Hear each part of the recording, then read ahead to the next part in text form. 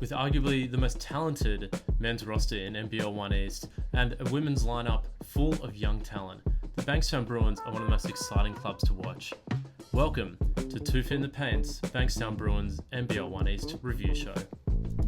The Bankstown Bruins, aka the West Sydney West Stars, had a pretty convincing win over the Hornsby Kringai Spiders 64-74 to go 2-1 on the season. It was a bit of a grinded out kind of game with the Bankstown Bruins just overcoming and holding on in the last quarter. Despite 20 turnovers, it was a big problem for them all game. But a lot of great signs of this Bankstown Bruins team, a really exciting performance nonetheless from a lot of their players. Let's start with their big signing of the season, Jason Cadee. Now, we've heard plenty about Jason Cadee coming back into the NBL1 East, or coming back to New South Wales for a season, but it was great to see him operating out there on the court. And the big thing that actually stood out for us was he was very unselfish. Cadee's not looking to come in and jack up, 10, 20, 15, whatever shots a game. He's actually looking to distribute and be a playmaker for this Bankstown Bruins team. Ended the game with 4 assists, but I think was running the offense well and setting that tempo for the Bruins. So yeah, great to see Jason coming in with that mentality. Only attempted two pointers and had a couple, I think that's 7 3-point attempts, none of them which were dropping, but still a solid performance by Jason Cadee. And great to have him back in the NBL1 East. As a Bankstown Bruins junior, finishing his career at Bankstown. But hey, let's hope he's got plenty more seasons to come. Still contributing at a very high level. But who really stood out as well was the performance of Tom Buvac.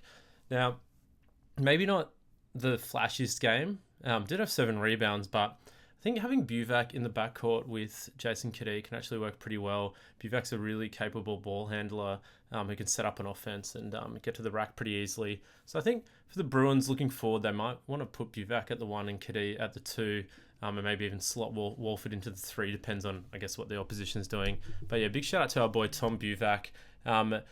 Maybe not the best performance against the Spiders, but I think in the earlier games in the season showed why he's still worth signing and worth holding on to. He's averaging just under 6 assists a game, so really capable of setting up that offense.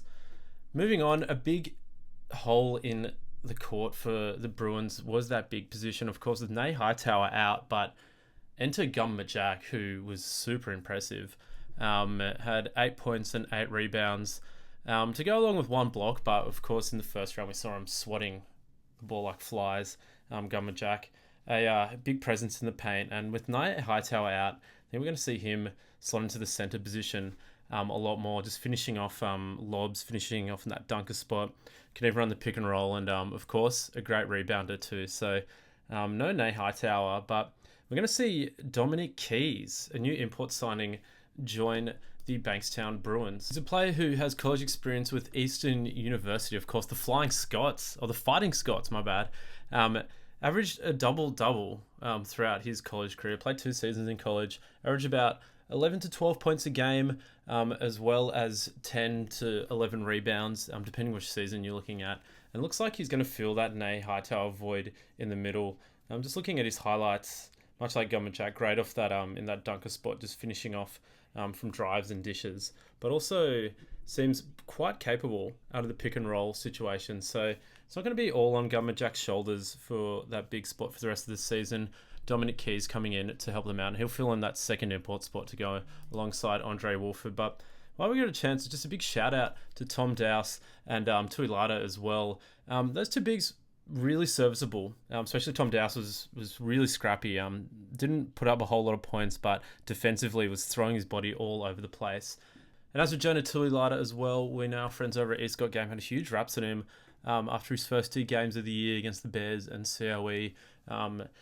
Being called into heavy minutes, Jonah Tuilata, the Blacktown Storm Junior, and was really serviceable. Got in a bit of foul trouble this game, but I think him and Tom Daus did a remarkable job in extended minutes against the Hornsby Kringai Spiders. Of course, give Jonah a follow with Justified Collective. Got some pretty good outfits, pretty good streetwear. I'm not a very fashionable guy myself, but check out his clothing brand, Justified Collective, now on Instagram. Speaking of someone you got to check out, Andre Wolford.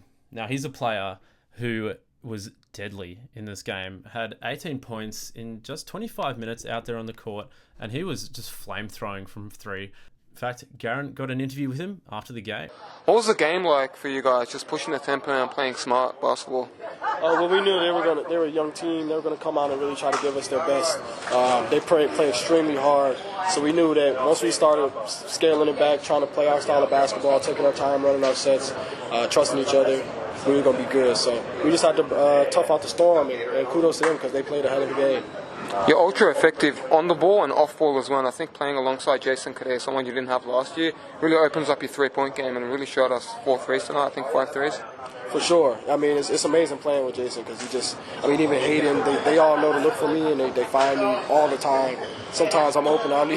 It's like surprising to me. I'm like, dang, I'm wide open. Yeah. So it's just it's great playing with those guys because they're so unselfish and they know where to get me the ball and everything like that. So I'm grateful to play with them, man. You had guys in the dunker position catching lobs, being ready for that. That's an option you might not have had last year. Is that something coach draws up or something that's just natural instinct? Natural instinct. We know that Goon can go get them. And then when JG come here, we know he can go get him if he's ever in that spot. So just trusting our guys to go and get it, man. Goon did a good job of going to get it, for sure. We wish you all the best for the rest of the season. But what's your pre-game track that you're pumping right now? My pre-game track. Or any track. Dang, you asked me a tough question. Okay, Drake the Remorse. Oh, Drake, all right. Yeah. Even though, him and Kendrick right now, I'm on the side of Kendrick, but Drake the Remorse, man, because that's one of my favorite songs. Pimp a Butterfly was a generational album, but no, we appreciate the time. We appreciate you, man. All the best for the season. Thank you. Thanks, man. Alongside Andre Wolford, Charlie Macbeth. Now, he had a huge game in their first round win against the Bears with 22 points. Slowed down a little bit this round, 12 points with 7 rebounds to go with it. But he was looking dynamic, the young gun, Charlie Macbeth. I think you got to believe the hype on this player. He was just all over the court and was strong, a lot stronger and taller than we thought. Maybe you've just seen in videos and photos, but he's really filled out his frame well, and I think that helps him getting to the rack. And defensively, I think is a part of his game that might not get talked about enough, but I think as time goes on, people see that he's a great on-ball defender and was reading passing lanes pretty well as well. So had 2 steals in this game against the Spiders. And I think he's going to be one to keep an eye out for, Charlie Macbeth. There's points in the game where Bankstown were a bit out of sorts, and out of all the players to kind of steady the ship and get them back on track was Charlie Macbeth. So I think as time goes on, we're going to see him get more and more responsibility with this Bankstown team that is quite stacked already. And finally, a shout out to Hayden Blankley. We call him Blankley the barometer, I've got in my notes here, because I think how Hayden Blankley plays is how the Bankstown Bruins play. Gets a lot of touches and was their leading scorer in this game. 19 points, 5 rebounds, 3 assists, and a block to go with it. Shot 60% from the field goal. We've always been big fans of Hayden Blankley, but it was actually one of our first times seeing him play live. And yeah, you can really believe the hype. Did have some turnovers in the game, but he was as a high usage player, you kind of expect that. Trying to score, trying to set his teammates up as well is going to be in more risky situations. But inside and outside, Hayden Blankley was looking quite promising, especially using that strength to get downhill and get to the basket, but also was popping out as well. Shot 50% from three-pointers out of 6 attempts. So Hayden Blankley, I think he's locked in that 4th position. And great to see him. I think he's 3rd year back with the Bankstown Bruins and looking very, very solid. I think learning how to use him a little more on offense is going to be the key for the Bankstown Bruins, because there's a lot of cooks in this kitchen. You got Wolford, you got Cadee, Macbeth can pop off, and you got Jaylin Galloway joining soon. But I think as Blankley has less of that ISO responsibility with other players maybe taking the attention of the defense, keep an eye on him to start popping off for 20, 25 a game. Hayden Blankley, a dynamic player and really good sportsmanship out there as well, is a little thing we noticed. Always helping players up and, a pretty gentle-ish kind of giant, although extremely competitive. And of course, finally, there is Jaylin Galloway coming soon. We're not too sure when he's going to suit up for the Bankstown Bruins, but can't wait to see Jaylin Galloway. I mean, I think could be overlooked because he's a guy who, has that D-League, even NBA experience, Jaylin Galloway, but I think he's been struggling with injuries of late. So all the hype's been around Courtney joining the Sutherland Sharks, but don't forget, Jaylin Galloway is a class act, and I think he's going to just take this Bankstown Bruins team to the next level. Moving over to the women's side, it was a real rough day at the office for the Bruins girls, going down 75-62, and the game for them was just all about turnovers, and more turnovers. 34 total in the game, so not protecting the ball that well, the Bruins girls. But with that being said, they're not quite at full strength yet, and this is a very young side still trying to find its feet. And I think also missing Coach Lauryn Curtin in this game, so Coach Kristen stepping up to the mark there. But for the Bankstown Bruins, I do have faith in them. This side has showed glimmers of star potential. Starting off, Jada Rice was a beast out there. Seriously looked like a woman playing amongst girls. Had 20 points, 10 rebounds, and 4 blocks. And these weren't just any blocks. These were emphatic blocks from Jada Rice. Of course, spent last season playing in NBL1 South with Geelong, but just looked like such a class act. So they've found, could be one of the best centers in the league from what we saw on Saturday. Of course, out of the pick and roll situation, but also just getting in the paint and just bullying away to the basket. Jada Rice is going to be so big for the Bruins this year, and shot it at 61%. So did it quite efficiently. Wasn't overshooting, although had most field goal attempts for the game for the Bruins. Shot the best percentage for them from anyone who's shot over 4 attempts that game. So Jada Rice, definitely a candidate for Defensive Player of the Year. I think could probably be my pick, but of course there is a bit of bias from the players you see. But yeah, Bankstown Bruins have definitely hit a home run with that import signing. And the other import, Davida Dale, is yet to join the team. I think still spending time in England. I don't think the season's over there yet. So poor Davida stuck up in cold Manchester. I'm sure she would be missing the beautiful weather and the beautiful scenery of Sydney. So Davida Dale, not too sure when she's going to come and join the team, but that's really going to give them a huge boost. I think that'll take a lot of the burden off a lot of the younger players' shoulders. I mean, players like Lily Austin, I think, would really benefit from having Davida Dale around. Austin, not the greatest game there, having to play heavy minutes at point guard, had 6 turnovers, but still managed 8 points, 5 rebounds and 4 assists.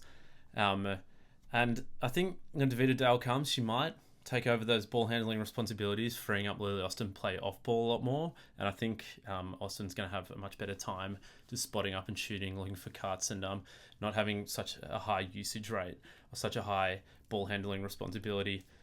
2 young players, though, that did really stand out for us and always have stood out for this Bankstown Bruins side was Rachel Dunlop and Jane Dunlop, the Dunlop duo. Jane Dunlop's on-ball defense was crazy good. Really got under the skin of a lot of the Hornsby Coringa Spiders players. And, of course, last week dropped 16 points versus COE.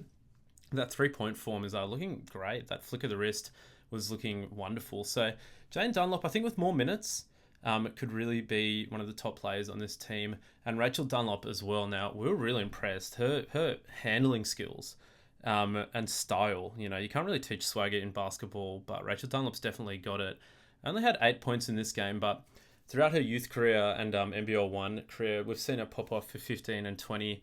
And I think it's going to be a big mission for Coach Lauryn Curtin to figure out how to unlock the potential of Rachel Dunlop, because she can definitely fill them up, definitely get buckets, but it's a matter of how. Maybe it's off-ball screens, on-ball screens, what position she plays, maybe as more of a ball handler or playing in the high-low post, potentially like spotting up in the corners. I mean, we know Rachel Dunlop's actually quite versatile, so we'll see if she can have a potential unlocked.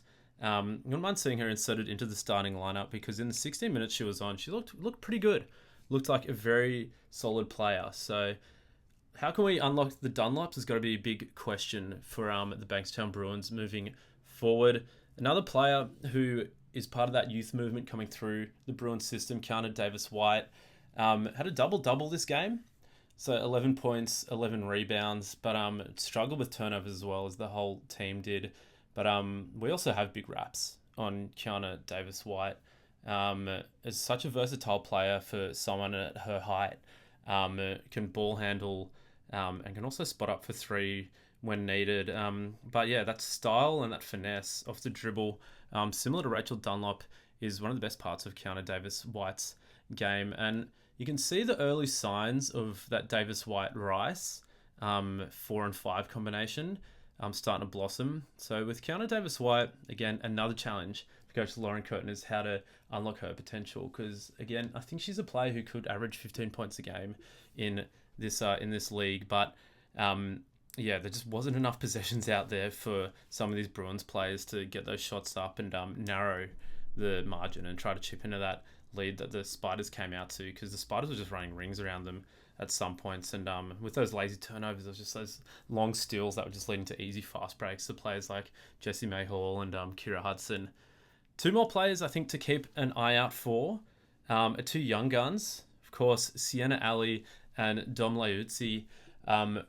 Really impressed by those two, not just in this game, but again, seeing them in the youth finals the last 2 years. Of course, Sienna Allie at UTS. Both really defensive-minded players. So Sienna Allie, a guard, is probably better defending on ball. And then Dom Luezzi, a real force in the paint, who can move her feet and use her body.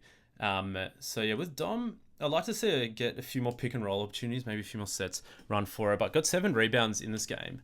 So, and that was only in 12 minutes of game. So keep an eye out on those two. Those are two of the many young guns coming through for the Bankstown Bruins, but ultimately I do respect what the Bruins are doing here.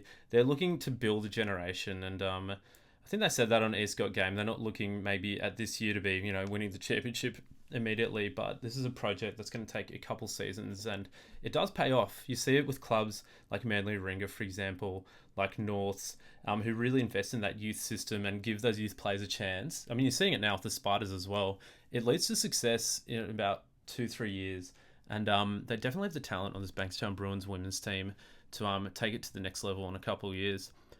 That's about all we have time for in 2 Feet in the Paint's review show of the Bankstown Bruins. Thank you for tuning in, whether it was on Spotify and YouTube. Of course, if you're watching us on YouTube, go subscribe on Spotify, and vice versa if you listen to us on Spotify. I hope you're enjoying the new format. Thanks again for tuning in, and don't forget to subscribe. We'll see you next week.